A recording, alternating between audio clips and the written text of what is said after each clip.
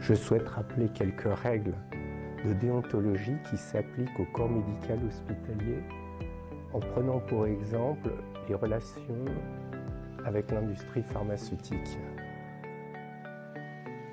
Les médecins hospitaliers relèvent du code de la fonction publique dont certains articles sont dédiés à la santé. La relation entre médecins hospitaliers et labo peut soulever un risque de conflit lorsque l'intérêt public du médecin dans l'exercice de ses fonctions hospitalières entre en contradiction avec son intérêt privé.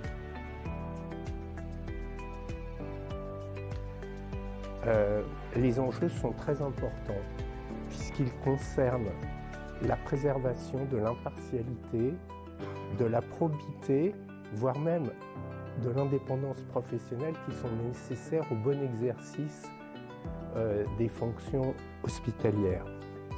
Les activités rémunérées par les labos doivent être compatibles quantitativement et qualitativement avec la fonction publique exercée et les émoluments perçus raisonnables en rapport avec le travail, évitant ce qui s'apparenterait à un don caché. Il doit y avoir préservation de la fonction hospitalière attendue et absence d'atteinte à l'indépendance professionnelle.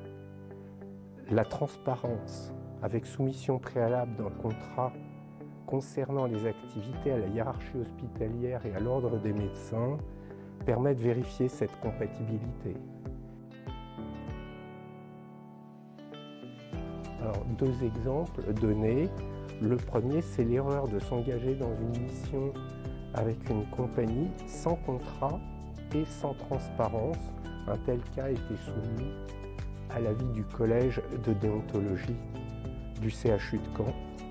L'autre, c'est lors de la participation à une commission ou à un conseil, un médecin doit déclarer ses conflits et se déporter lorsqu'il y a le moindre doute de biais d'un de ses avis.